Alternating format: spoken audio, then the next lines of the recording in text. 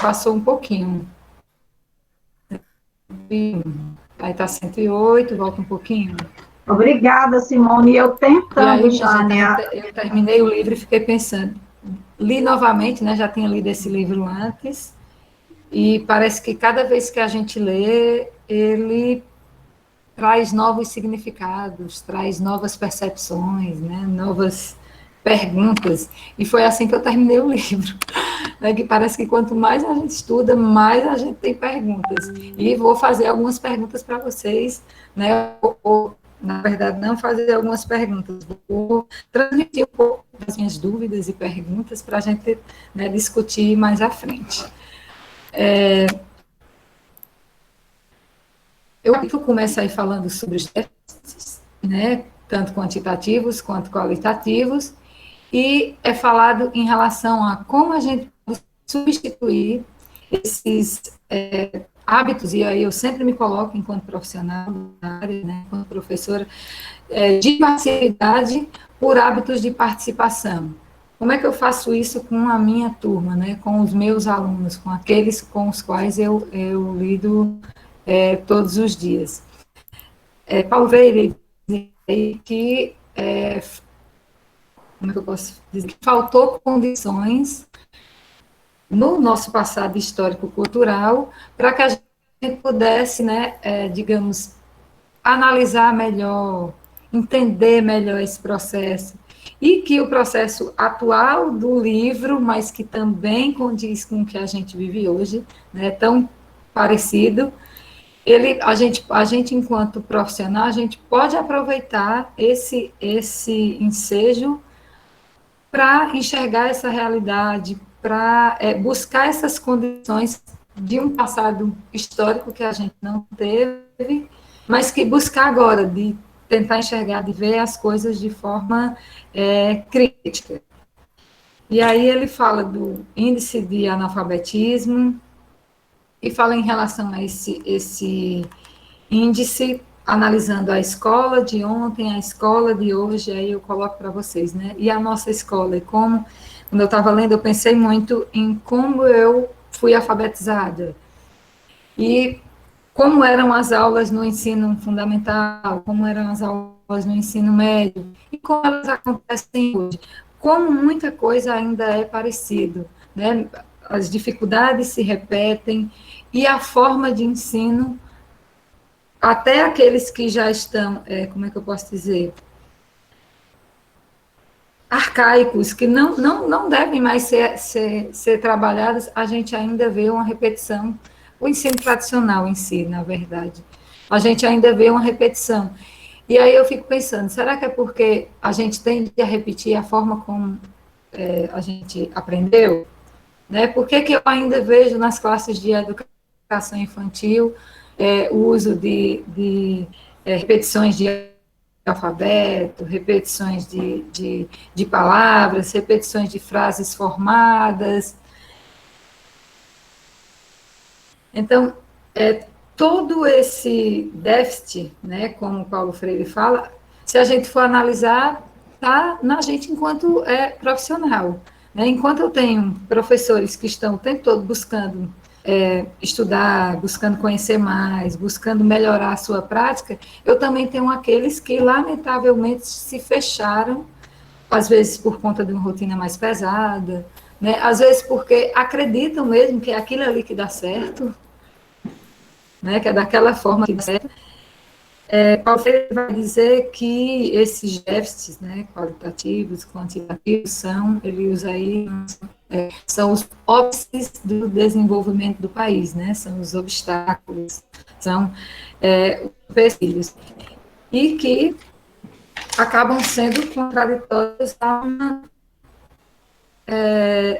como é que eu posso dizer, democratização real da cultura, que é o que ele vai falar em relação à educação.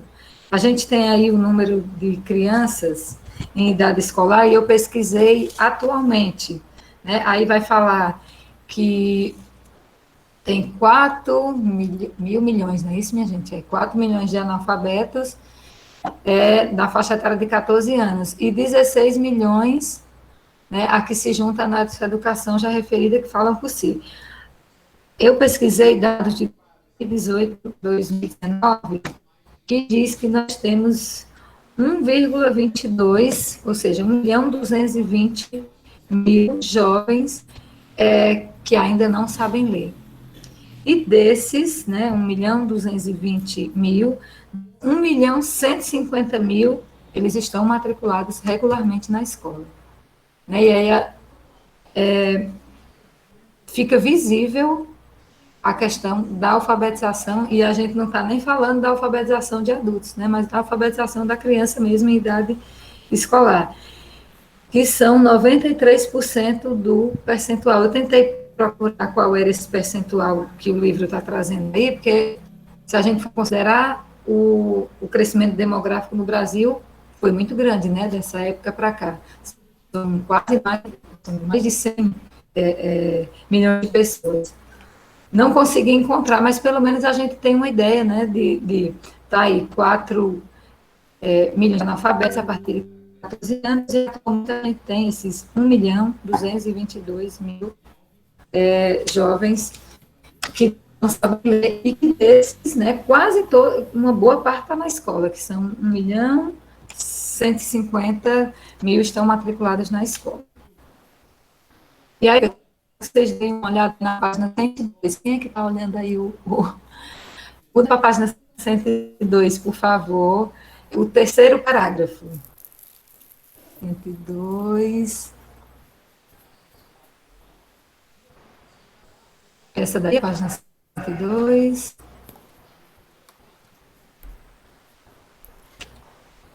Eu não anotei aqui como era que começava o parágrafo.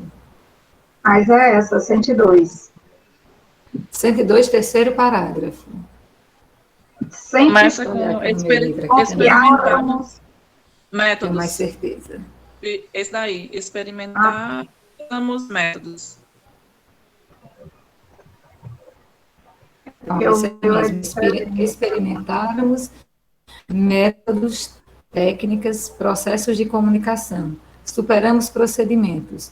Nunca, porém, abordamos a convicção que sempre tivemos de que só nas bases populares, com elas, poderíamos realizar algo de sério e autêntico para elas. Daí jamais admitirmos que a democratização da cultura fosse a vulgarização ou, por outro lado, a doação ao povo do que formulássemos nós mesmos em nossa biblioteca e que a ele entregássemos como prescrições a serem seguidas. O que é que ele está querendo colocar? Essa questão de se impor, né? E aí eu vou falar dos conteúdos, de várias coisas. Como é que eu posso... Deixa eu ver se eu consigo traduzir aqui meu pensamento. Mas em relação quando ele diz que para que se você fazer algo autêntico, que realmente possa acessar essas parcelas da sociedade tão mais distantes, né, o povo em geral e aqueles... pelos meus alunos, eu tenho vários alunos que estão sem acesso à internet, estão buscando apostilas de atividades para poder acompanhar. E aí, o quanto essas o quanto esse trabalho que a gente faz está sendo suficiente, está promovendo algum nível de educação. Ainda bem que a gente parte do pressuposto que é melhor do que não estar fazendo nada, né? Do que não estar trazendo nenhuma proposta. Então, quando ele diz assim, que o que a gente vai doar para essas pessoas, que seja algo que elas realmente entendam, que seja algo que chegue para elas como algo lógico, como algo inteligível, né? Como algo que eles possam perceber do que está se tratando. E aí, ele fala que uma forma de sabedoria para o povo, para as pessoas com quem ele trabalhou, é essa participação, essa coisa da pessoa não ficar ingênua, silenciada, mas de tentar participar, de comunicar o seu saber, independente daquele saber ser, né, o saber da universidade, o saber acadêmico, ou o saber das vivências de cada um. Que o analfabetismo em si, ele traz essa inexperiência de participação, essa participação, né, das pessoas, e aí eu, lendo e pensando muito também, eu digo, vem daí a minha grande dificuldade de falar. Quando eu lembro, quando eu fiz faculdade, eu não conseguia nem, às vezes eu escutava o que a professora falava, concordava com aquilo ali, achava incrível, queria comentar, mas não saía, né? Como se a gente tivesse fechado, como se a gente não, e não aceitasse também que aquela ideia poderia ser discutida, poderia ser colocada, né, para todos. E aí ele coloca que essa participação é ela que vai transformar o povo, é ela que vai trazer essa criticidade, essa forma de conseguir analisar o mundo político que a gente vive, independente do partidário, né? A gente começou aqui o grupo falando também em partidarismo, mas analisar a questão política, né? O meio onde a gente está inserido, e aí sim, conseguindo essa participação crítica, ser capaz de optar, ser capaz de decidir. Aí, no final, ele vai falar das ciências de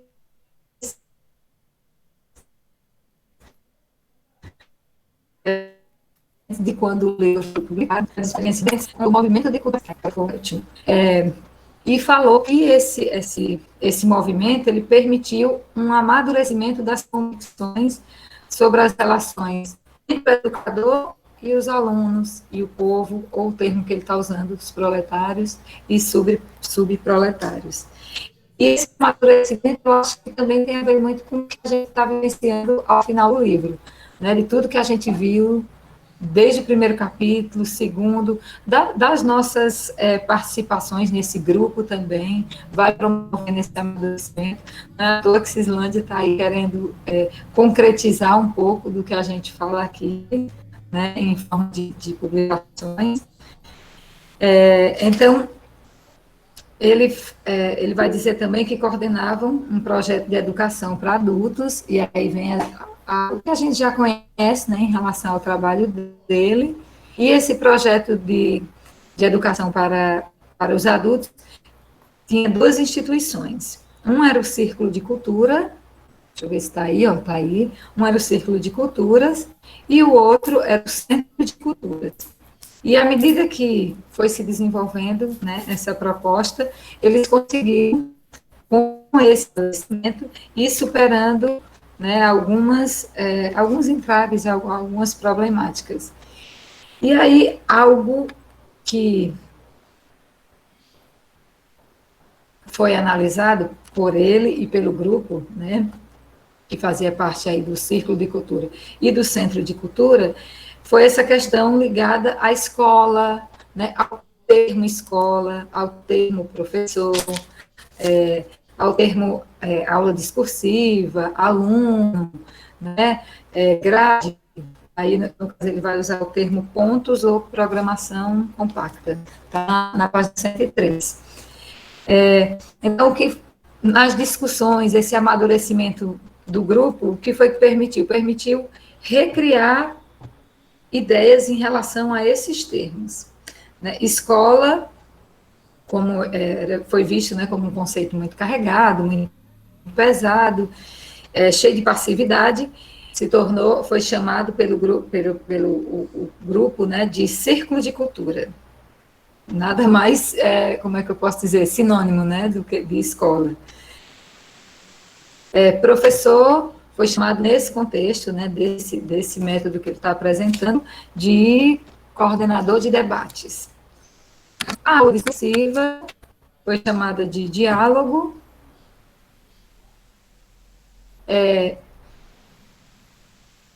Os alunos, né, que também, o nome a gente se lembra aí, logo no começo da faculdade, acho que todo mundo viu o que significa aluno, né, sem luz, sem conhecimento. Então, esse termo que, segundo Paulo Freire no livro, traz essas tradições passivas, né, foi modificado para participante do grupo.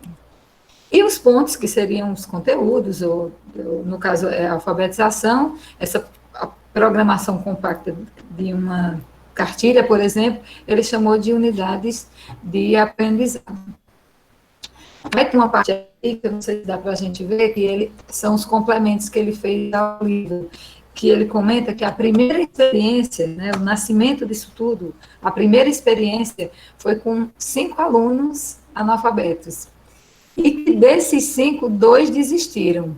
Eles eram alunos egressos da zona rural, né? E aí ele vai e analisa, puxa, esses 2 saíram, e eu também fiquei pensando, eu queria que ele tivesse falado mais desses 2, porque às vezes a gente se pega tanto em sala de aula com 2, 5 alunos, ou que desistem, no sentido de não virem mais para a escola, ou que desistem porque estão lá mesmo só de corpo presente, não se sentem motivados, não estão... Aí eu fico pensando, eu digo, até Paulo Freire teve dificuldades com alunos em relação à motivação. Né? Ele diz que esses 2, ele analisa como uma apatia diante dos problemas, né? Que são alunos que, quando se viram, como é que eu posso dizer, impactados talvez, ou se sentiram completamente analfabetos diante daquela problemática que ele estava criando, que eles desistiram, né? Ele vai dizer depois que, à medida que o tempo foi passando desse trabalho, lá no 20º dia, eles aplicaram testes, e aí eu faço também uma observaçãozinha, né, que creio eu que um professor em sala de aula, a gente está o tempo avaliando, a gente faz o teste, na verdade, só às vezes para concretizar aquelas avaliações que a gente já vem fazendo, né, dia a dia, através da participação, através da colaboração, né, através de como o aluno faz a atividade, ou como ele se porta. Então, ele vai falar que no 20º dia aplicou esses testes e que foram testes positivos, foram testes favoráveis, como aí o livro, logo abaixo dessa referência de azul que está aí na tela para vocês. E eu achei super interessante que ele fez tipo um jogo, uma atividade onde tinha lá palavras, né, açúcar e veneno. Aí o que é que eu uso para colocar numa laranjada? É açúcar ou é veneno? Então, eles tinham que já um mínimo de leitura ou de percepção em relação ao som que a letra faz, né, e observar a letra naquela palavra. E aí ele criou a problemática no aluno para ele dizer, puxa, eu vou ter que ler açúcar ou veneno, o que é que eu ponho na laranjada? Né? Então, todas essas aulas que iam acontecendo, elas surgiam exatamente, como é que eu posso dizer, através dos problemas que iam surgindo ali na sala de aula. Então, tinha-se a experiência dos profissionais, claro, mas que é usado o meio, aquele ambiente onde o aluno está inserido, como forma de se criar o problema e se resolver, né, esse problema.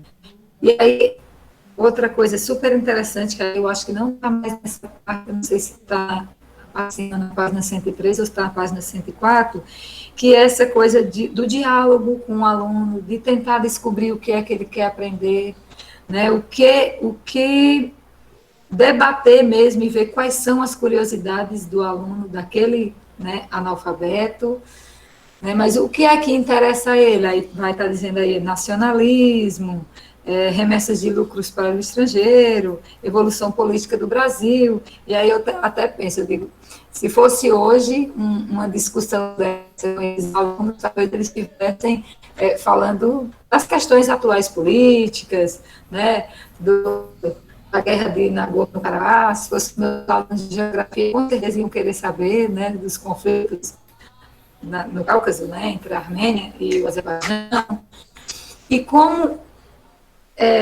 mostra que o trabalho era feito com coisas reais, né, com coisas que o aluno realmente ia despertar o interesse de alguma forma em tentar aprender a língua, né, a se alfabetizar, mas também compreender o mundo que ele está inserido. Que já já eu falo mais um pouquinho, mais na frente tem sobre isso.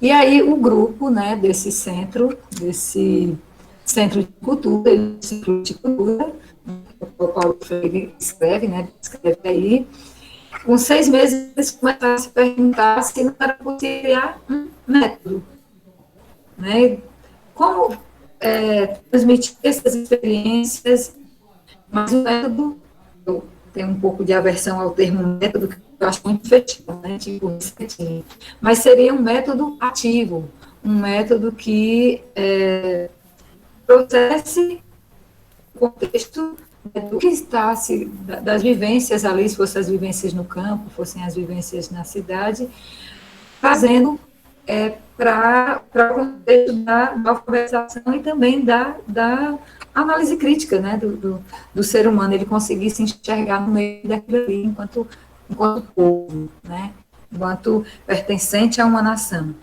E não só as hipóteses, né, puramente mecânicas que então se trabalhavam. Deixa eu ver aqui, para eu não deixar de falar o que eu anotei aqui.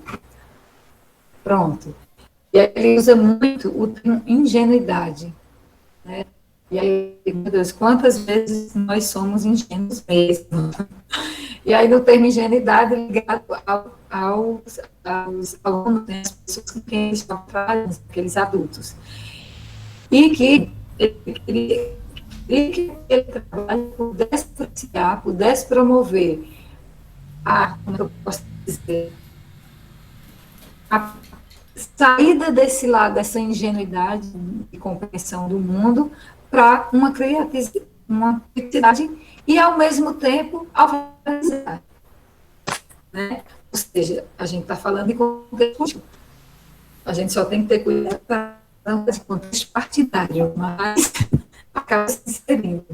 Eu queria que vocês dessem uma olhada, por favor, no parágrafo, na página 104, agora eu não anotei qual era o parágrafo. Se tiver como colocar aí novamente, se não, eu olho aqui no meu celular. Página 104. Pode ir deixando, Simone. Eu não consegui baixar aqui para ficar apresentando. Se não consegui, tá? Simone, foi a primeira área, na verdade. Foi a conexão que caiu, Cislândia, mas eu estou tentando. Estamos já. É esse parágrafo. Pronto, ouviram? O parágrafo é primeiro. Pensávamos numa alfabetização. Deixa eu ler. Eu posso ler para quem não estiver acompanhando com o livro, eu vou ler. Ó. Página 104. Pensávamos numa alfabetização direta e realmente ligada à democratização da cultura, que fosse uma introdução a esta democratização. Numa alfabetização, que por isso mesmo tivesse no homem, não se paciente do processo cuja virtude única é ter mesmo paciente para suportar o abismo da experiência existencial e o conteúdo que lhe oferecem para a sua aprendizagem, mas o seu sujeito. Na verdade, somente com muita paciência é possível tolerar, após as durezas de um dia de trabalho ou de um dia sem trabalho, lições que falam de asa. Pedro viu a asa é da ave. Lições que falam de ervas e de uvas. Há homens que às vezes conhecem poucas ervas e nunca comeram uvas. Eva viu a uva. Pensamos numa alfabetização que fosse em si um ato de criação, capaz de desencadear outros atos criadores. Alfabetização em que o homem, porque não fosse seu paciente, seu objeto, desenvolvesse a impaciência, a vivacidade crítica dos estados de procura, de invenção e reinvenção.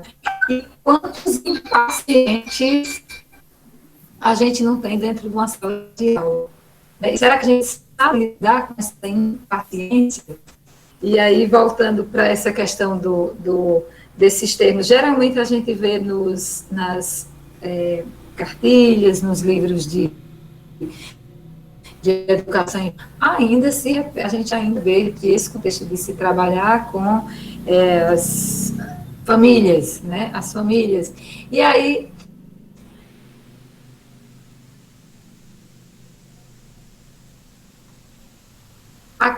para a criança, para o adulto, para o que seja, do que as coisas que ele está vivendo, né? As vivências dele, se crianças, se adolescentes, mas o meio dele está inserido. Por que eu vou trazer Pedro viu a asa, se eu posso fazer questões ligadas ao bairro? Paulo Freire, ele fala dessa questão de se trabalhar coisas com que a gente vê em outros autores também, né? Mas coisas conseguidas, para que ele pode conseguir realmente uma atenção maior dos alunos, porque está se trabalhando com aquilo que eles sabem que é, né? Continuando, deixa eu ver aqui.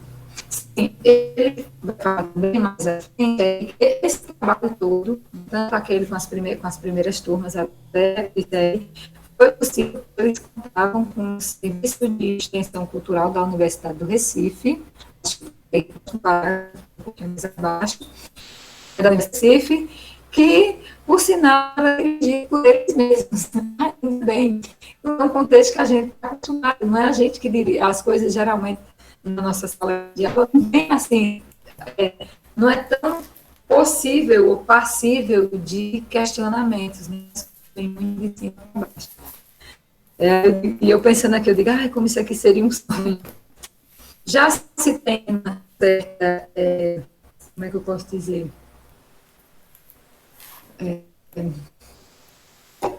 Seria facilidade, seria de discussão, existe, mas a gente sabe que, querendo ou não, se a gente não tiver um incentivo, acaba se tornando naquela rotina, na verdade, acho que a palavra é rotina. E aí, isso até que me faz participar, por exemplo, de grupos de estudo como esse, me faz sentir que eu estou estudando, que eu estou discutindo, que eu estou pensando, né, a minha prática, e estou também transmitindo um pouco de como eu penso para vocês, e também posso ouvir o que é que vocês pensam do que eu penso. Certo? Por isso que eu vou entrar agora nessa conversa. Pronto, entra aí, Sofia. Eu continuo. Eu quero dizer,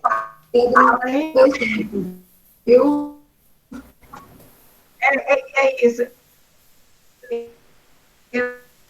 Eu quero que vou para a hora do debate. Então, eu gostaria que cada uma, são 3 pessoas, não é isso? Então, que as 3, vamos determinar um tempo, tá? No máximo de 20 minutos. Já passou mais de meia hora, Jânia. Na verdade, foi isso que a gente pensou, né, meninas? Simone e Karina eram 20 minutos. Foi eu que acreditei. Foi mesmo, não foi? Jânia, que a gente combinou. 20 minutos. Mas aí na hora, né? Tá 20 a gente não vai conseguir falar tanto. Aí você começa a ler e nós estamos nos passando. Então, nós vamos conversar mesmo, não, eu quero só que você esse trecho que você traz desse finalzinho, eu lembrei muito do Frei Beto, tá? Quando ele vai analisar, quando o Frei Beto vai analisar essa passagem, tá? Você trouxe uma das passagens mais emocionantes do livro. Eu sei que Isaac está aí, e eu sei que ele deve estar se coçando também, assim como eu, porque você traz essa passagem, que ela é linda. Pensávamos numa educação direta, finalmente educada da democratização da cultura, que fosse uma introdução a essa democratização. uma alfabetização que foi isso que tivesse no homem, não é paciente do processo, cuja virtude única é ter mesmo paciência para suportar o aviso. Aí lá embaixo falar desses exemplos. E ele diz, né? As cartilhas que tinha Eva viu a uva, pensávamos numa alfabetização que fosse em si um ato de criação. Uma alfabetização porque não fosse seu paciente, seu objeto, desenvolvesse a impaciência, a vivacidade. Aí você imagina, Eva viu a uva. Aí Frei Beto diz, como? Por quê? Eva uva. Sabe por que tem lá nas cartilhas Eva viu a uva? Ele faz a análise aqui no próximo livro que nós vamos ler, que é do Paulo Freire. A gente vai ter uma sequência freiriana aqui nesse livro. Então, o Frei Beto diz aqui, para analisar o texto do Freire, Eva viu a uva, Jane, porque ela não tinha condições econômicas para comprar a uva, para plantar a uva, para colher a uva, para comer a uva, porque o país não dispõe de políticas agrícolas.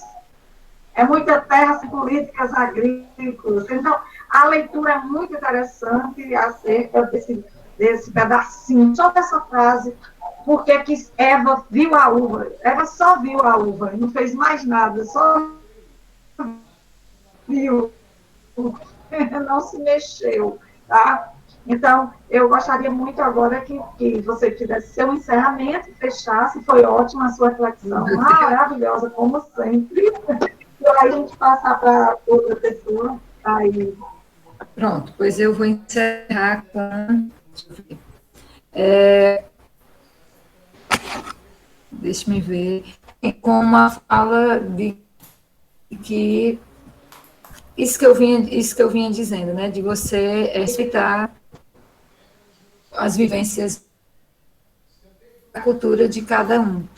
E em uma parte aí do livro, acho que me inspirou mais para as outras páginas, que diz assim, que ninguém ignora tudo. Ninguém sabe tudo, e mesmo que sabe, ninguém ignora tudo, e também ninguém sabe tudo. E como é importante a gente, como é que eu posso dizer? Respeitar o outro. Que aquele que talvez seja analfabeto, o analfabeto funcional, né, aquele que sabe ler, mas não entende, ou que às vezes até acha que entende, mas não se dispõe a compreender melhor a realidade. Essa coisa da compreensão crítica que Paulo Freire fala, ela vai ocorrendo realmente de acordo com as vivências de cada um. Ele vai falar um pouco mais sobre essa consciência crítica, essa consciência ingênua, mas creio eu que as meninas vão falar um pouquinho mais, eu também vou comentando, né? E ele faz uma pergunta, né, de como realizar essa educação que ele propõe, essa educação mais crítica, essa educação mais sensível a observar, como é que se pode realizar? E aí Karine vai tentar responder um pouquinho para a gente.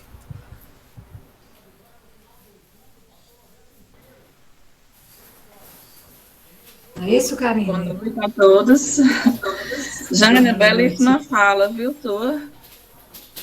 Assim a pessoa fica escutando e não dá vontade de parar de escutar. Pena que o tempo é limitado.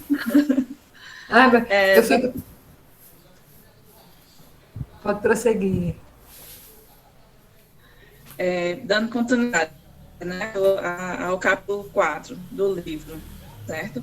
Eu vou procurar não me alongar muito para a gente ficar com um tempo um pouquinho maior para debates finais, porque tem eu e ainda tem Simone depois de mim. Como realizar esta educação? Né? Aí no texto, nesse quarto capítulo, ele fala na página 107. Pronto. Aí mesmo no começo, Simone, por favor. Como ajudá-lo a criar seu analfabeto? Sua montagem de sinais gráficos. Aí ele enumera, né? A resposta nos parecia estar no método ativo, dialogal, crítico e critizador. Na modificação do conteúdo programado da educação. E no uso de técnicas como a redução e da codificação. Aí ele enfatiza bem a questão do diálogo, certo? Ele fala que o que é o diálogo? É uma relação horizontal de A com B, da uma matriz crítica e da criticidade. Nutre-se do amor, da humildade, da esperança, da fé e da confiança. O que é que ele quer dizer com isso? Ele quer dizer só com o diálogo, através do diálogo, é que pode haver a comunicação. No finalzinho desse parágrafo, ele coloca também, por isso, só o diálogo comunica. E quando os dois polos do diálogo se ligam assim, com amor, com esperança, com fé, um no outro, se fazem críticos na busca de algo. Instala-se, então, uma relação de simpatia entre ambos. Só aí há a comunicação. Eu vejo isso quando a gente gosta de um professor. Por que a gente gosta do professor e se interessa pela matéria dele? Porque ele nos parece simpático, ele trata com simpatia, você vê o amor dele ao conteúdo, ele consegue transmitir isso para você e você se sente seguro quando ele faz com amor o que ele está ensinando. E também a questão do diálogo tem muito a ver com a questão do respeito. O respeito de você tratar o outro num diálogo de igual para igual. Você não vai olhar como ele logo em seguida, ele também fala da questão do antidiálogo, que no antidiálogo, em vez de uma relação horizontal, nós temos uma relação vertical, de A sobre B, certo? Aí, o que é que ele fala? Que essa relação é uma relação amorosa, que é a crítica, que não gera criticidade, não tem humildade, é arrogante, é autossuficiente, não comunica, apenas ela faz comunicar. E o que a gente vivencia hoje, não só assim, com relação na escola, nós temos professores que tratam a matéria, tratam o aluno com amor, com carinho, com respeito, e outros já que olham de cima para baixo como se ele soubesse tudo e o aluno vem com a caixinha vazia para a sala de aula, não respeita o que ele já tem, a carga que ele traz para a sala de aula também. Certo? E também a gente leva isso para o que está acontecendo hoje na política, que a gente vê, não consegue dialogar com as pessoas, a gente não consegue expor os pensamentos, porque existe uma barreira que só o que é certo é o que o outro pensa. Então, a gente não pode dialogar porque é uma barreira, tudo que você falar está errado, e eu nem vou escutar o que você tem a dizer. Aí, passando da questão do diálogo, aí vem falar sobre a questão da dimensão humanística da cultura, certo? Na página 108. Cultura como aquisição sistemática da experiência humana. O aprendizado da escrita e da leitura como uma chave com que o analfabeto iniciaria a sua introdução no mundo da comunicação escrita. O homem, afinal, no mundo e com o mundo, o seu papel de sujeito e não de mero e permanente objeto. O que é que ele faz com esses alunos, quando ele começa a alfabetização desses analfabetos? Acontece uma situação que eles começam a sentir confiança em si, e se reconhecem como sujeitos que também têm cultura, que trazem cultura na sua experiência de vida. E ele mostra no texto vários exemplos com garis, com idosos, que eles começam a se reconhecer e se valorizados por essa questão de pessoa que escuta, que aprecie, que diga que o que ele tem, a bagagem que ele traz de vida também é cultura, e não só o dos letrados. E com isso, vai incentivando e eles vão criando interesse em não ser só um espectador do mundo, e sim um agente transformador do mundo também. Aí, na experiência dele, ele fala sobre a questão, na página 109, da redução, no parágrafo 3º. primeiro, o parágrafo primeiro dessa parte, da 108, da 109, descobriria que tanto a cultura urbana de barro feita pelos artistas, seus irmãos do povo, como cultura também é a obra de um grande escultor, de um grande pintor, de um grande místico, ou de um pensador. Eles começam aí a se ver de igual para igual, e cada um seu grau de importância.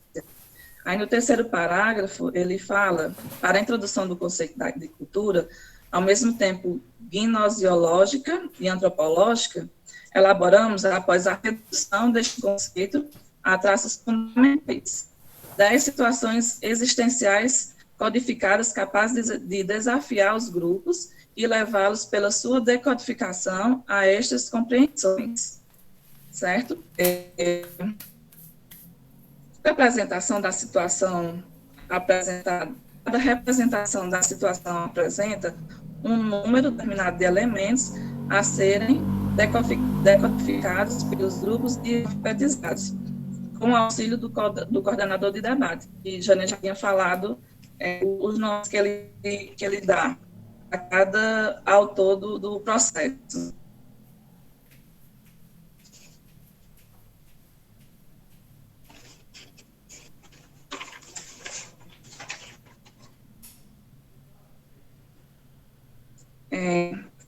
Aí ele faz a elaboração da prática do método. Ele divide em 5 fases.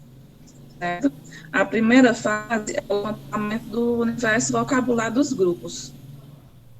Esse levantamento é feito através de encontros informais com moradores da área a ser atingido.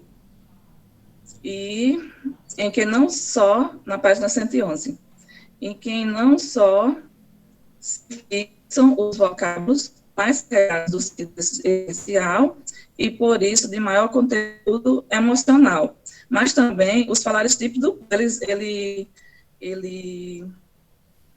dá de fundamental importância o que a cultura, ele dá importância à cultura, o que vem, a bagagem de cada grupo, e começa a trabalhar essas fases nessa primeira fase. Aí ela até fala que essa fase é de resultado muito rico. É exuberância não muito rara da linguagem do povo.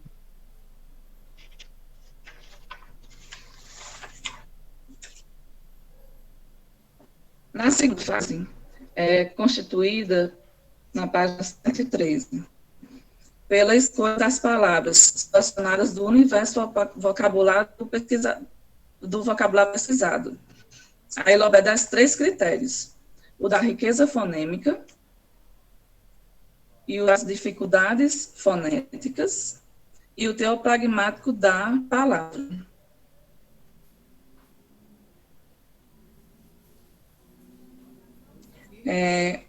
A possibilidade da riqueza fonética, grau de dificuldade fonética complexa, de manipulabilidade dos conjuntos de sinais, as sílabas, etc. Maior ou menor identidade do vínculo entre a palavra e o ser que designa. Ele trata das reações socioculturais que a palavra gera na pessoa ou grupo que a utiliza. A terceira fase, a mesma consiste na criação de situações existenciais típicas do grupo com quem vai trabalhar.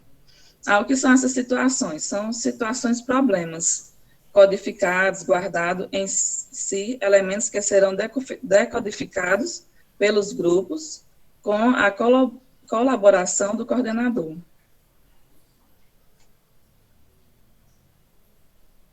Passando para a página 114. A quarta fase. A quarta fase consiste na elaboração de fichas roteiro, que auxiliam os coordenadores de debate no seu trabalho. Essas fichas roteiro devem ser distribuídas para coordenadores, jamais uma prescrição rígida a que devam obedecer e seguir. E, por último, a quinta fase, que é a feitura de fichas com decomposição das famílias fonêmicas, correspondentes pelos aos vocábulos geradores. Aí ele fala, no finalzinho, que a grande dificuldade que ele achou foi com relação à questão de formar os coordenadores para trabalhar com esse pessoal. Por quê?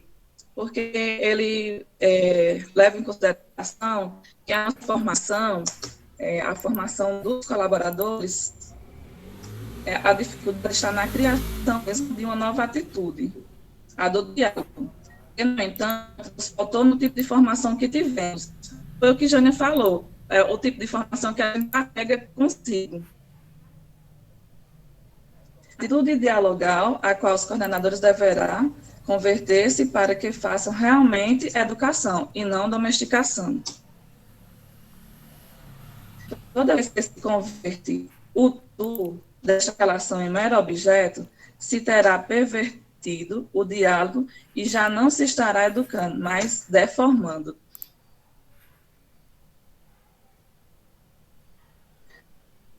Isso é também diálogo, com que evitam os perigos da tentação do antidiálogo. Aí ele falava, a preocupação dele é de formar coordenadores que trabalhassem a questão do diálogo mesmo. E não no meio de ser um diálogo, trabalharem com uma relação vertical, de cima para baixo, não é verificação o que eles trazem na bagagem, nem com simpatia, nem confiança para eles, para que eles pudessem se abrir e confiar no processo e acontecer de fato uma conversação.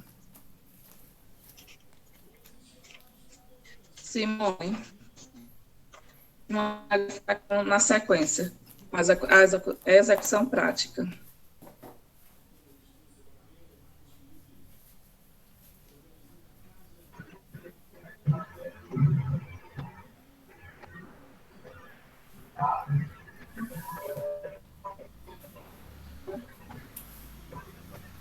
Simone? Será que Simone está por aí? Estou lembrando daquelas sessões, né? E todos os dias que nós damos aulas assim, em pequenos momentos, em pequenos pontos de sessões. Para que ela deve estar organizada. E quando a Simone organiza, eu acho que cabe uma pequena reflexão aqui, né? Vocês que estão começando hoje, nós estamos na apresentação, então vocês podem também entrar no debate, tá bom? Quando abrir para o debate, vocês podem ir para a parte que vocês opinam, que vocês leram, e trazer questões para reflexão. Aqui tem um texto maravilhoso, tá? E eu fui conversando aqui com vocês, o professor também foi conversando com vocês, e duas falas, né, professor Ramos, que você coloca aqui, que faz essa reflexão enquanto assim não chega. O pensar aquele pensar ingênuo e o pensar mágico. Como podemos refletir com esse pensar ingênuo e o pensar mágico? O que é o pensar ingênuo e o pensar mágico diante da realidade desse jeito? O que é que a gente pode dizer? Está tendo conexão com o que nós estamos a viver nessa contemporaneidade brasileira, mas não só brasileira.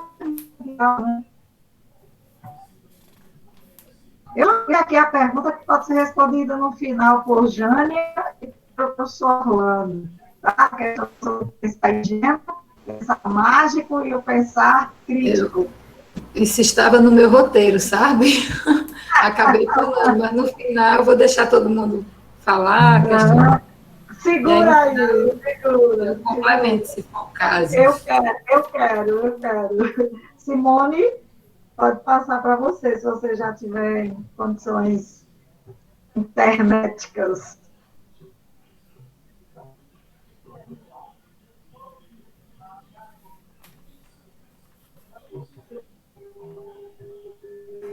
Gente, tem um pessoal que eu não estou conseguindo identificar aqui no grupo. Quem é Paulo Alvacelli Alves Ribeiro? É o meu computador. Estou pelo computador, pelo celular. Isso, tá bom. Eu fui o único que eu não conhecia aqui no grupo. Tá certo. Tá certo, Karina. E aí, Simone? O que passa? Nós estamos te vendo. Abre teu áudio e diz para nós o que está passando. É a internet aqui que não boa, aí fica caindo. Aí já fui ali desligar, já liguei de novo. Mas vamos lá, né? Vamos lá, enquanto ela está te dando essa Para que concluiu, foi? sim, ela já fechou. Mas vamos, Simone, aproveita a internet. Certo, só apresentar aqui um slide. Rapidinho. Sim, tu quer que eu tente dar aqui? Ela ainda quer abusar da internet apresentando slide daí, olha. Olha como ela não, mas não vai ter. Eu já teve isso aí para tentar, caso eu não conseguisse. Amiga, ela está abrir meu áudio. Não consigo. Pois é, assim, as mudanças que tiveram na minha vida, né, fez com que eu estivesse aqui, eu estou em casa de Glória. Aí aquela coisa, acho que é devido ao local também, porque a gente já tem várias vezes com a equipe técnica, né, da BrisaNet, e eles vêm, resolvem na hora, depois voltam tudo de novo como está agora, né? Aí, para frente, nós somos serianas. Pronto, para não perder tempo, enquanto Karine, ótimo, enquanto ela vai tentando aí, essa é uma parte mais prática, né? Do capítulo, né? A Jânia falou muito bem acerca, né, o que eu fiquei pensando sobre o que ela falou. Educação para quê, né? É o tipo de educação que ele apresenta para a gente, que educação, né? E partindo da proposta de educação, uma educação emancipatória, e a gente vai para a questão da alfabetização. Alfabetizar também para quê? Né? E aí, uma palavra, eu ligo muito ao Paulo Freire, é a questão política. De alfabetizar as pessoas é politizar. Politizar em que sentido? No sentido de tornar conscientes. E a Cislândia, ela pediu para a gente, logo lá no início, né, assim, ela falou a questão de fazer um apanhado, e eu acredito, Cislândia, esse capítulo, e, assim, por si só, ele já é um apanhado geral da obra, quando ele fala da educação voltada para a conscientização, ele mostrando qual a proposta dele quando ele escreve essa obra, né? Educação que é verdade, se não partir dessa conscientização, de entender qual o tipo de educação que ele propõe a gente, e a partir daí, que é a proposta dele, qual o tipo de alfabetização ele pensa, ele deseja, né? Ele realmente quer que a gente pratique, né? Que ele quis. E aí, e se alguém encontrar aí, que possa também, mas não pode apresentar agora, mas a parte prática, ela está na página, deixa eu me localizar aqui,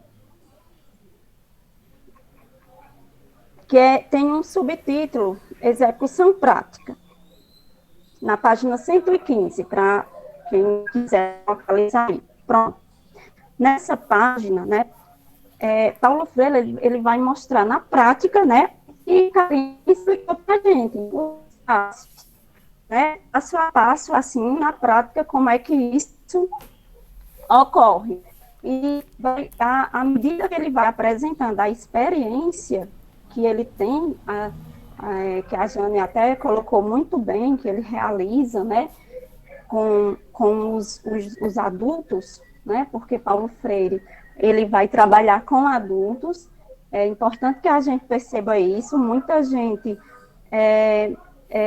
pega, né, a ideia do que ele até não chama de método, né, ele denomina, vamos dizer, um sistema de alfabetização, né, dizer, mas ele não intitula essa proposta dele como um método, né, pelo menos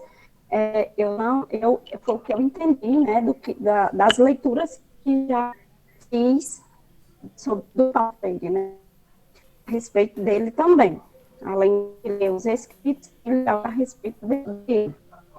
E aí, para que essa proposta, né, ela ocorra, é importante, aí eu retomo esse conceito do círculo de cultura. A gente já falou, mas que é importante a gente perceber, e aí, assim, eu entendo que ele vai partir dessa ideia, e aí a gente volta lá para o capítulo 1, onde ele fala que que não está apenas tudo, né? Do mundo, nós estamos com o mundo, ou seja, pensar na perspectiva de relação, de interação, e não só de o sentido de estar mesmo. E nessa ideia, Paulo Freire vai estar falando para a gente na obra que ao estar com o homem, ele cria, e ele recria a natureza. Quando o homem faz, né, quando o homem faz isso, quando ele cria e recria a natureza, né, e ele faz isso para satisfazer as suas necessidades, então o homem, ele vai produzir cultura. E aí, como o homem, ele é um ser que produz cultura, a gente não pode esquecer também a importância do diálogo nesse sentido. Aí é o que vai estabelecer, né, esse círculo de cultura, porque Paulo Freire propõe essa ideia de valorizar a cultura, né, e aí volta para essa questão do sistema de alfabetização que ele pensa, já nesse sentido de você valorizar a cultura do outro. Voltando para aquela questão, eu vou alfabetizar a criança, aí pego aquelas pilhas e jogo lá frases, né, palavras que partem da artilha. Paulo Freire vai propor o seguinte, que se parta, né, da vida, né, do aluno, da vida daquele que está em busca de aprender, desse diálogo. É importante que a gente perceba também que não apenas aluno que aprende, é a interação, é aluno, professor, né, o motivador que também vai aprender junto. Para um exemplo, eu faço parte de uma cultura, e, por exemplo, nunca fui a um sítio, eu me criei num lugar bem distante, sei lá, nas metrópoles, mesmo em condições brasileiras, e por mais que eu tenha, a partir do que a mídia ela nos oferta, por mais que eu tenha acesso a esse conhecimento de como é a vida, por exemplo, no campo, mas quando eu me insiro, né, nisso, e aí eu vou aprender também, né, porque na convivência que também se aprende. E aí Paulo Freire ele vai valorizar isso, né, o modo de vida, a forma como vivem esses sujeitos, né, e não objetos, para que ele possa pensar numa forma que melhor, né, que facilite esse aprendizado, essa alfabetização. Karine, pode passar, por favor. É o próximo, porque eu esqueci. Passei isso aí. Então, pensando nessa proposta, né, a gente pode pensar, ver aí, através da imagem, né, o que ele pensa? Pessoas interagindo, pessoas que é o sentido horizontal de educação, né, que a Karine bem colocou quando ela foi falar sobre o diálogo, né, pensar a partir de uma perspectiva de horizontalidade, ou seja, de igual para igual, e não de verticalidade, de cima para baixo. Pode passar, Karine, por favor. E aí, ao mostrar como é que isso ocorre na prática, né, eu gostaria que, assim, bem rapidinho, mas só na prática mesmo, que estivesse vendo essa imagem agora, dissesse assim, o que você pensa, né, ao olhar para essa imagem, porque eu acredito que ela tem muito a ver com o que a gente está vivenciando nesse momento. Bastam as 3 palavrinhas que estejam ligadas à imagem.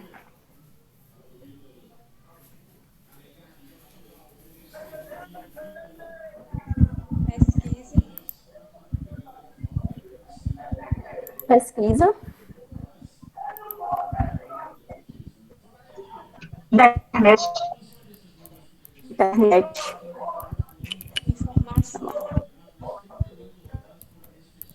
Eu não vi bem. Informação.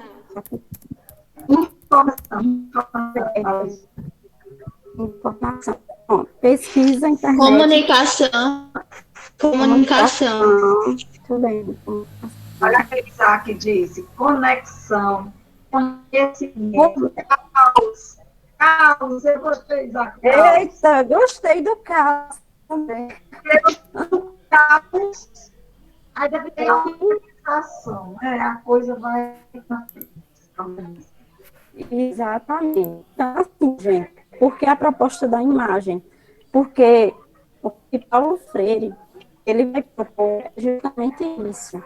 É que vocês, assim como o Karine falou lá nos passos, né, que você presta atenção no universo vocabular, ou seja, na cultura, né, daqueles grupos com quem você vai trabalhar, e a partir do entendimento dessa cultura, você vai descobrir o universo vocabular desse indivíduo, na mesma hora. Opa, peraí, não é indivíduo, é sujeito.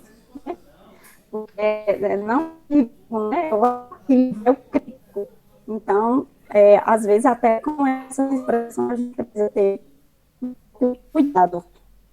E aí, é partir justamente disso. Então, assim, essa imagem, eu acredito, pelo menos, que faz parte do nosso universo vocabular.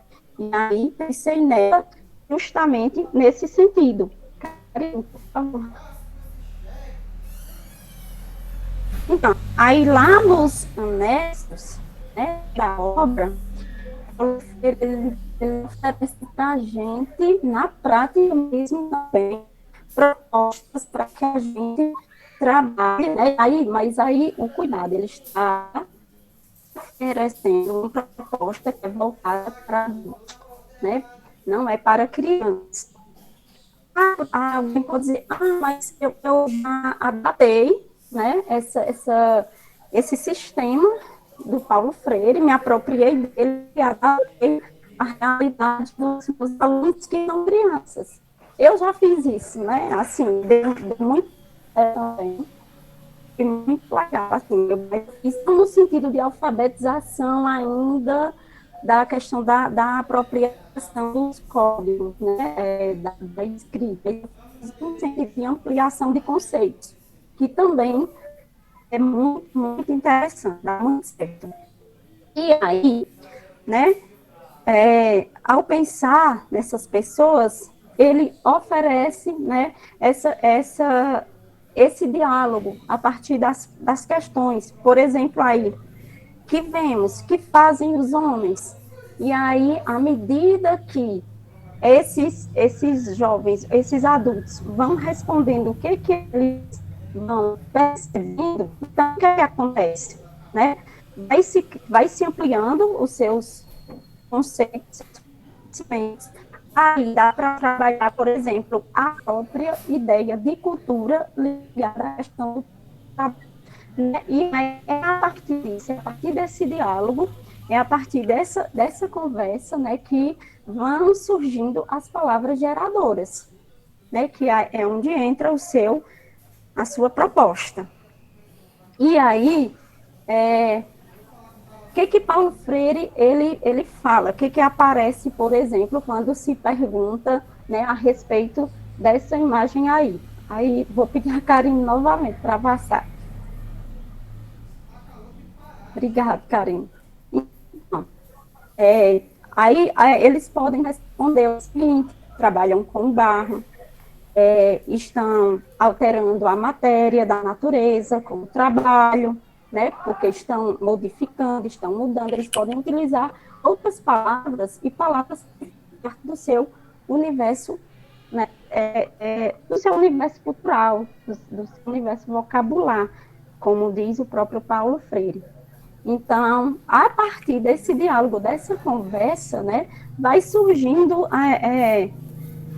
muitas coisas importantes, né, para quem trabalha com a educação, né, quem está em sala de aula, também se apropriar um pouco disso também pode ser muito rico, né, com o seu iniciar, né, com sua turma, com seus alunos. Porque, por exemplo, essa questão, a alegria de fazer coisas bonitas. Porque os sujeitos eles vão se identificando, né, com aquilo. Por isso é importante valorizar a cultura, né, desses sujeitos. E aí, Karine, por favor, pronto. Aí, outra proposta. E aí, ele vai mostrando isso também nos anexos da obra, que você pode fazer de acordo com o processo, né? E é importante a gente entender que isso deu certo, a obra deu certo, né? Principalmente, né? O início desse trabalho, seu trabalho vai ser na região Nordeste, onde no período o índice de analfabetismo é maior, né? E aí, ao enxergar os elementos da cultura dessa região, ele vai mostrando, né, e apresentando resultados satisfatórios com relação a isso. E aí, a partir daí, que objetos podem surgir desse trabalho? Né? E vocês, objetos podem surgir a partir daí, do trabalho com argila, né? Potes, jarros. Isso. Pronto. É rapidinho, para não se alongar mais tanto, né? E aí, como Ledivânia. Oi, você, né? Pronto, então, já tem aí uma quartinha, uma panela. Isso que eu cito aí, que eu coloquei, essas frases, estão lá, certo? Nos anexos. Karine, por favor, de novo. Pronto, pessoal. A partir daí, várias palavras geradoras podem surgir, né? A proposta é que sejam mais ou menos 15, 16, por aí, palavras geradoras. E aí, uma das é trabalho. E aí, como é que ele propõe, de acordo até mesmo com os passos, ela já é na prática agora. Então, depois de todo esse processo, né, de trabalhar a conscientização, porque o que Paulo Freire fala é justamente isso, alfabetizar para conscientizar. Não faz sentido, né, o sujeito se apropriar, né, do código, da leitura, da escrita, se ele não se conscientizar.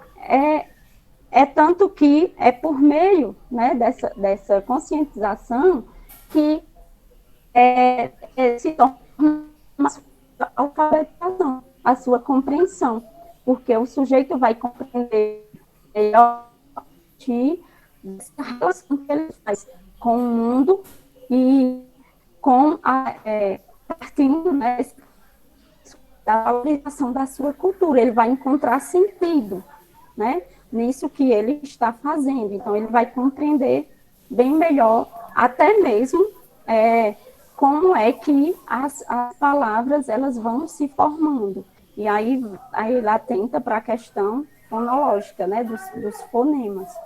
E aí a palavra trabalho, que se divide, né, nessas três, como a gente bem conhece, sílabas, e aí, digamos, sons, né, nesses três sons. E a partir daí, por favor, a partir daí, identificar o inicial, né, da palavra e ver a fonema, né, a posição inicial pertence.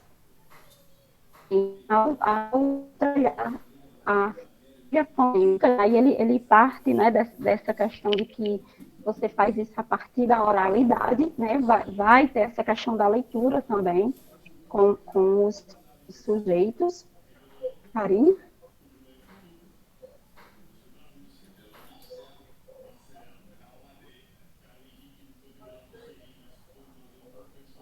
Pronto. E aí, como ela tem três sons ou sílabas, trabalhar a família fonêmica dos três sons.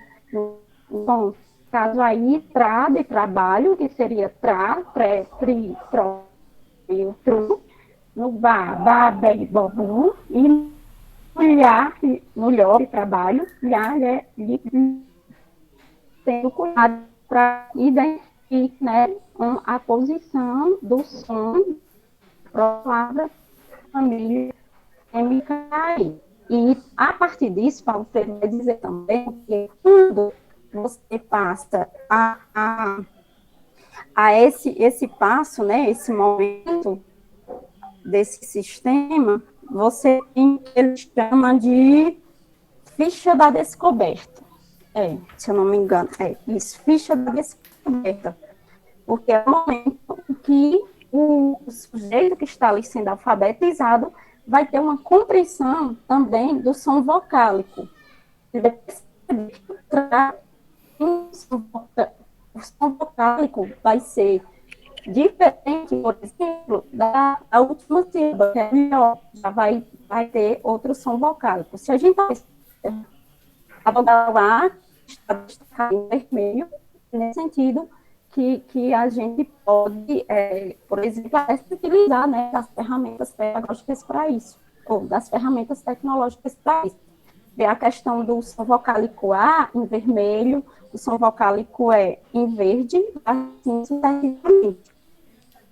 Pode passar, grande, mas daqui a pouco tem coisa organizada aqui, mas a bagunça, o caos. E aí, a partir dessas famílias fonêmicas, dá possibilidade do sujeito também, ou deixar que ele também planeie, que ele também perceba isso, que o sujeito também ele pense nas formas de ele aprender, de ele se alfabetizar, que é a questão, por exemplo, de pegar, né, o que chamaria de pedaços, né, como Paulo Freire procurar os pedaços, e juntar um pedaço de uma família com um pedaço da outra, e aí, nesse processo, ir formando tanto as palavras, e ao longo do processo, formar também as primeiras frases, né?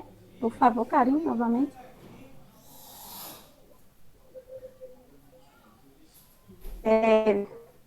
Eu acho que um dos mais um exemplo da frase. Não, mas é porque não ficou aí, Karine, tá tudo certo. Foi só aqui. Aí, um exemplo, por exemplo, de frases que o sujeito pode formar com relação ao trabalho, vai estar ligado a como você trabalha o início do processo, né? Também, que é a questão do diálogo, do debate, para que vá a essa parte que eu chamo até de mais técnica. que ele até diz, ele até salienta, não sei se nessa obra ou outro lugar que eu já vi, para que a gente atente para não deixar que a técnica ela impere, né? Eu acho que foi alguém falando a respeito disso, não foi o próprio Paulo Freire. Então, assim, uma frase, por exemplo, que o alfabetizando, bem conscientizado, pode dizer, ligar a questão da falta, né, de trabalho, das poucas opções de trabalho que se tem no Brasil. Então, ele pode, ao longo do processo, construir uma frase que esteja ligado ao seu processo de reflexão, de alfabetização. E aí, saindo um pouco dessa parte mais prática, foi mais assim, para a gente ter uma ideia como é que funciona. Então, já me corrija se eu estiver errado. Essa parte, né? Mas aí lá na página 119, né, o Paulo Freire vai questionar o seguinte: como se explicar que um homem analfabeto, até poucos dias, escreve palavras com fonemas complexos antes mesmo de estudá-los, e que, tendo dominado o mecanismo das combinações fonêmicas, tentou e conseguiu expressar-se graficamente como fala, né? Porque o que fala lá no último capítulo, no quarto capítulo, é que há exemplos, né, experiências em que rapidamente alguns sujeitos conseguiram aprender, conseguem escrever frases, né, e nessas frases combinações fonêmicas de sons, e aparecem sons que não tinham sido trabalhados, né? E aí ele se questiona a respeito disso, né? E aí está aí a resposta, é quando ele passa a dominar esses mecanismos, né, de ficar combinando. E aí aparece uma palavra diferente para ele, eu penso o seguinte, e aí ele pensa num som diferente, por mais que não tenha sido trabalhado ainda esse som, e aí ele consegue escrever. Vou passar, cara.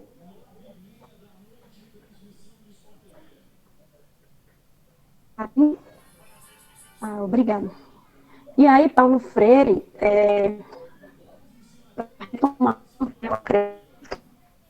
ele tentou, durante toda a obra, né, que é uma obra curta, mas que, assim, a gente está percebendo aqui, né, é uma série de dados, né, eu acredito que ele quer passar para a gente essa questão de que é necessário a conscientização para que haja a alfabetização. Não há como haver a alfabetização sem tornar, né, sem colaborar para que o sujeito ele se conscientize. E aí, né, ainda na página 119, tem essas reflexões, né, esses destaques que eu tive também para a gente reflita, né, nessa necessidade de buscar um método ativo, né, para ajudar o aluno nesse processo de se conscientizar, né, e aí, a partir daí, é que o ser humano é que né, o sujeito vai se ele se instrumentaliza, né, para que ele possa fazer opções. E quando o ser humano ele faz opções, né, ele está se politizando. Carinho, por favor, de novo. Tá já terminando, viu, gente? É isso que a gente tem conexão. Ai, tem conexão. Tá já terminando, eu já ia dizer assim, vamos deixar esses 20 minutos para esse povo falar, que eu estou doida para ouvir o povo. É só para finalizar, viu? Que eu sentia. Carinho, por favor. Pronto. Então, ele dá um exemplo, né, que cita bastante nesse local onde estão do norte, né, onde ele inicia, né, o seu trabalho, e aí ele diz o seguinte, que a partir do momento que a pessoa ela se conscientiza, o povo, né, deixa de ser massa e passa a ser povo, né, porque esse povo já pode ter participação, tem nível de decisão, participação decisória. Karen?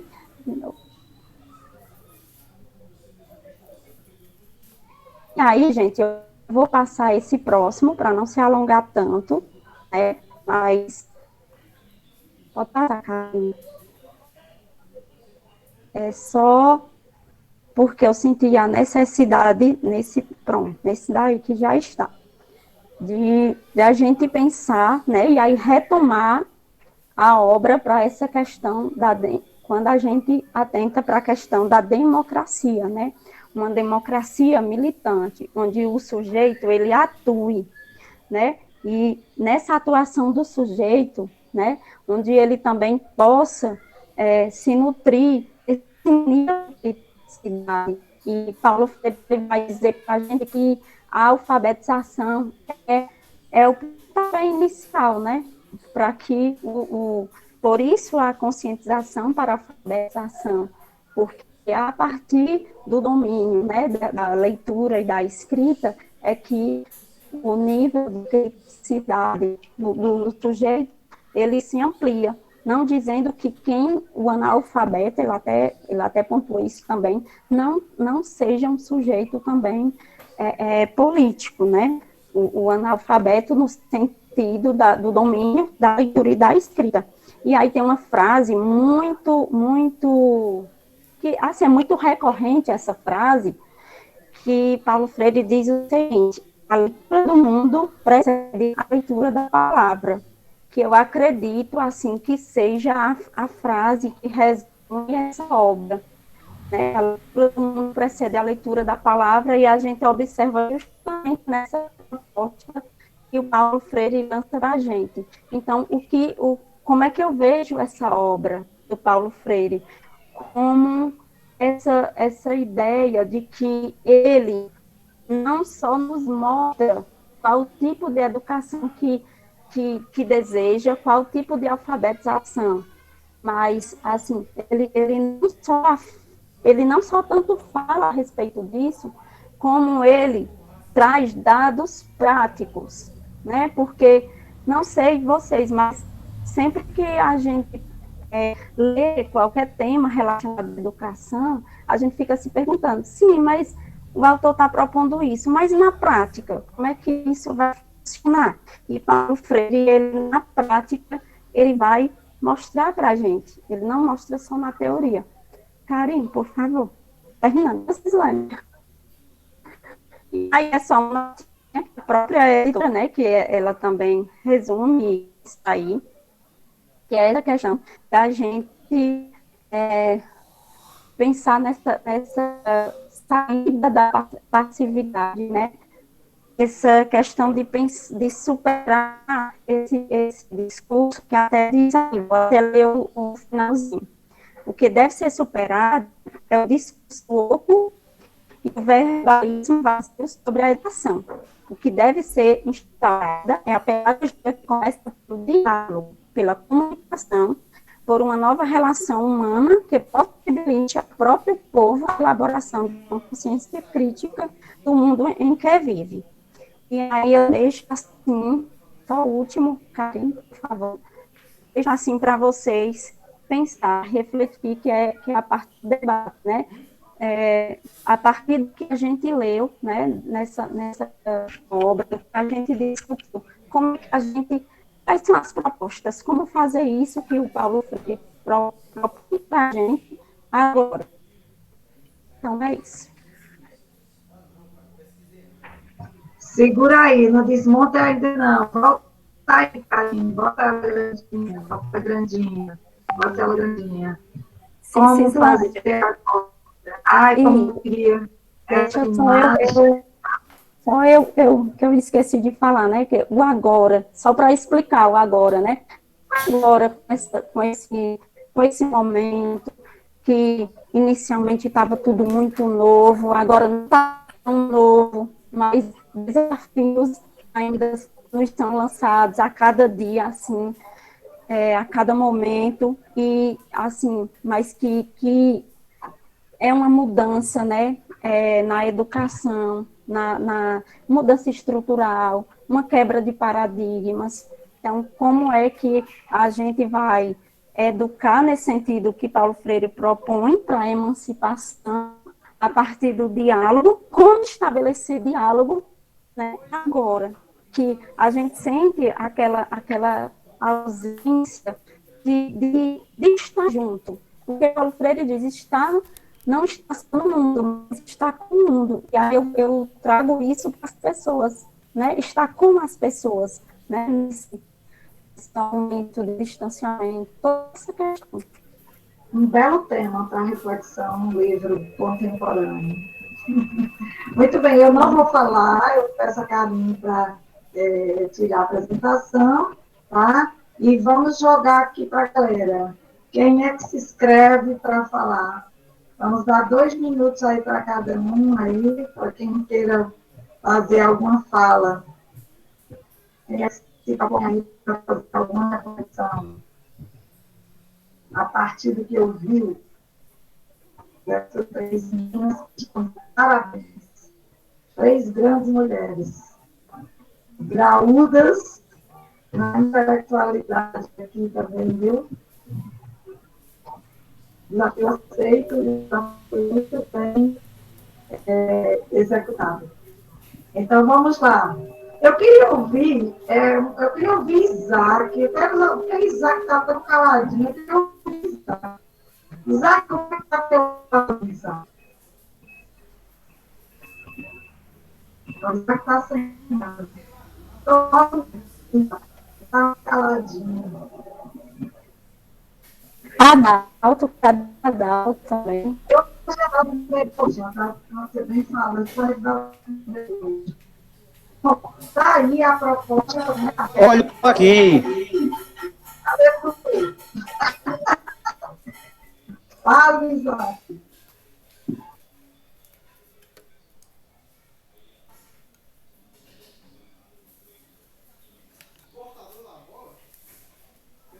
Tive o cuidado de organizar o registro de hoje, sabe? Eu estava bem caladinho porque o microfone do notebook capta o som que está ao redor, entendeu? Então, se eu falasse, se eu fizesse barulho, aí essa gravação ficaria prejudicada, né? Então, já foi um feito para mim ter conseguido gravar sozinho, porque sempre é meu irmão que me ajuda com essas questões, né? Mas aí eu vou depois subir para o link do Drive, depois disponibilizar no grupo para a gente ter acesso. É uma forma de... Não deixa de ser um repositório de conhecimento desses momentos que a gente está tendo, que a gente está vivenciando. E eu só queria parabenizar as 3 meninas pela condução, a Simone, que teve esse cuidado, nessa sensibilidade de produzir, a nossa querida Jânia, que eu queria que Jânia continuasse falando, assim como as meninas, pelo rap. Dada a sensibilidade e a leveza com que ela fala, né? Então eu queria muito que ela continuasse falando aí, assim como tem a Carla Karine, que se manifestou de forma brilhante, e essa sede insaciável, não sei se é porque ela é historiadora, eu não sei se isso diz algo, sabe? Os colegas aí, para além da pedagogia, a nossa amiga também é historiadora, né, Simone? Então eu não sei se é isso. Pode ser, pode não ser, né? Mas eu queria só parabenizar mesmo. Só parabenizar mesmo. Os 2 minutos já estão finalizando aí, né? Eu queria só parabenizar e dizer que é uma honra participar de mais esse momento aqui com todos e todas. Dizer que estou ansioso para essa proposta. Eu vi você aí só dando a cutucada, viu?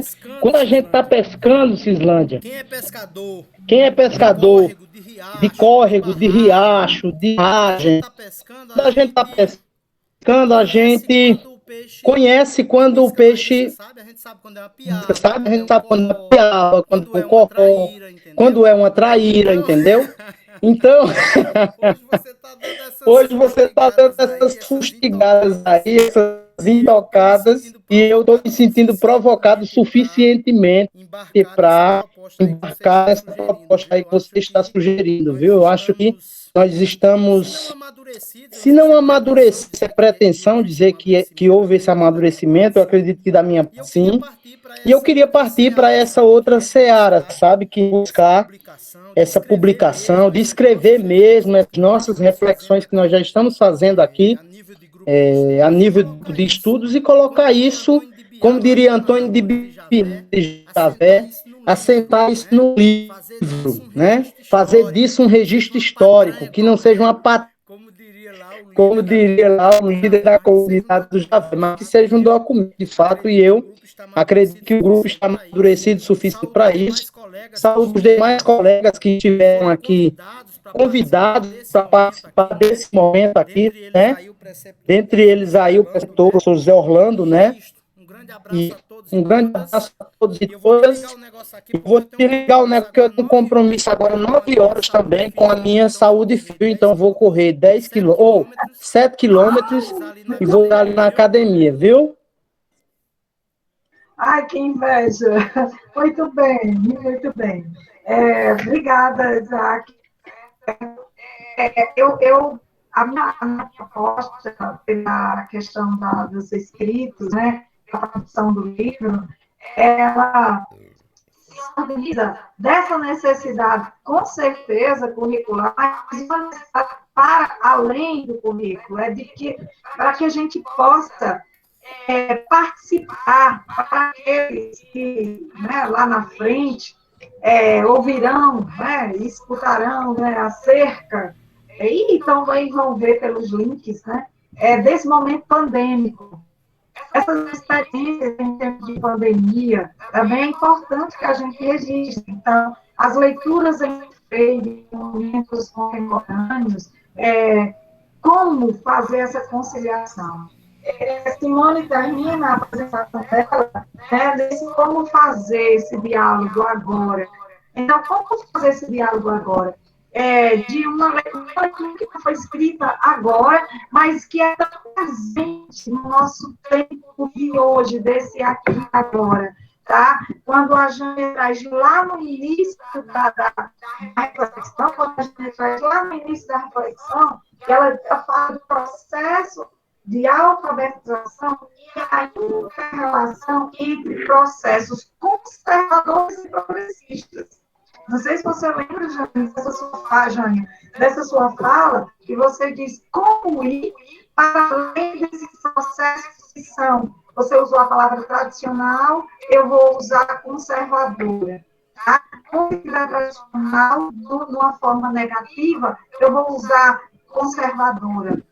Onde tiver a palavra antiga, eu vou usar clássica, num sinal positivo, tá bom? Então, como organizar, tá? Como pensar a partir de construções, tá, conservadoras, tá? De um olhar mágico, de um olhar ingênuo, para esse olhar que é necessário, tá? Que é o olhar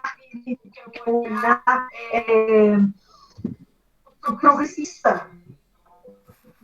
São palavras que se usavam, então se usam gente hoje, mas a necessidade de usar a palavra progressista, de usar a palavra criticidade, de usar a palavra que vai contra essa visão ingênua do olhar em volta.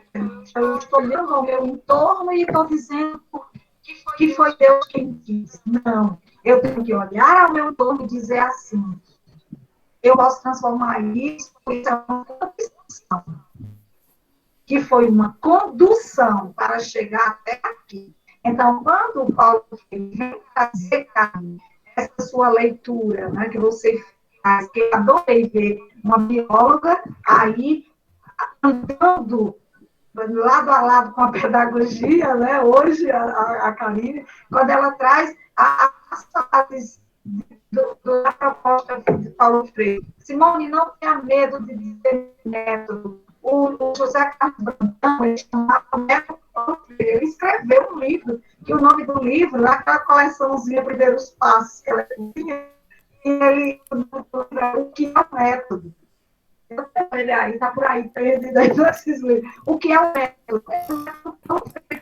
Não faz leitura, ele organiza, né? Ele desmembra o método Paulo Freire, essas 5 fases, tá? Que você apresentou para a gente. Veja aqui que nós temos alguns residentes, tem um preceptor e tem os residentes aí da residência do curso de pedagogia. E aí, eu acho que foi muito bem, um momento muito bom, porque o professor José Orlando e algumas dessas nossas convidadas que estão aqui, elas serão residentes no Centro de Educação de Jovens e Adultos da SEJA. E o doutor Orlando é professor da SEJA, do SEJA, né? Do SEJA, tá? Então, esse momento é muito bem, porque veja que as meninas apresentaram a partir do olhar delas e Freire escreveu. Não foi alguém que escreveu sobre Freire. Freire escreveu. E elas fizeram a leitura e apresentaram um escrito do Freire. Então, esse escrito do Freire vem, aqui as meninas vêm nos dizer que o processo de alfabetização, Jânia, que é da área de geografia, Karine, que é da área de biologia, Simone, que é da área de história e pedagogia. Aqui é interdisciplinar. Professor Lando, que é da área de matemática.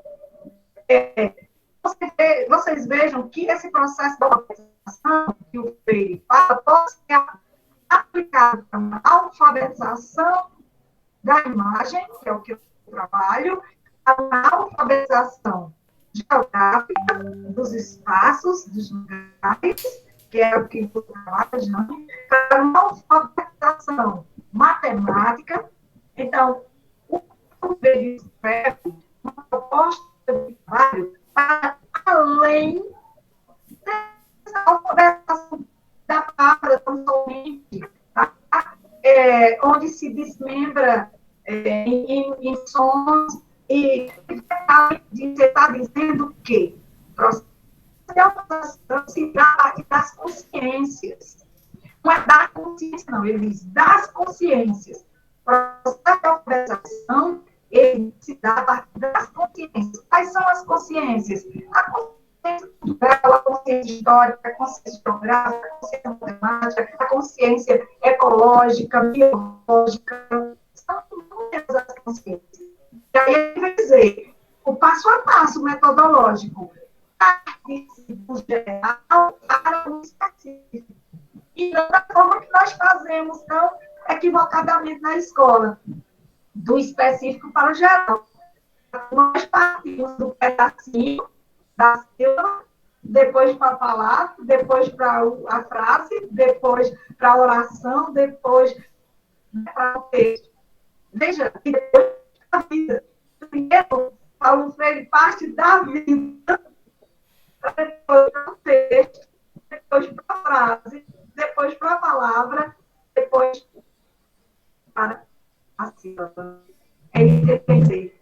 A aprendizagem se dá com uma riqueza quando se faz e feita para o mercado, para todas as áreas, seja matemática, seja qualquer área, certo? Esse é um dos grandes mercados, ok?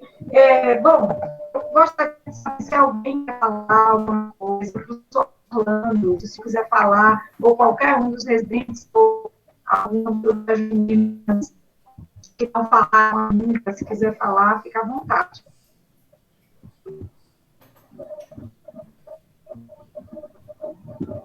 Será que eu caí? Eu estou ouvindo ninguém. Se só eu estou falando, é aquela final que fala. Isso, estão abrindo os vídeos. Eu fiquei, meu Deus, ela está muito bolinha e eu acho que eu caí, mas não. Boa noite. Cislândia. A minha participação, eu fiz mais no chat mesmo, né? Certo? Eu fiz as minhas colocações, tá entendendo? A apresentação das meninas foi muito bacana, né? Ela trouxe luz, essa escrita, né? Essa produção do Paulo Freire. E, como se diz, é um estudo que já vem sendo trabalhado, né? Então, eu estou aqui, humildemente, como ouvinte, tá entendendo? Mas que gostei também de as minhas pinceladas que estão aí, aí no chat, né? Eu queria só frisar aqui, uma que eu coloquei aqui, a passagem que diz: e descubro agora que tenho o mesmo valor do doutor que faz os livros, o reencontro consigo mesmo como ser pensante e capaz, fruto dos debates, critizador e motivador, né? Ok?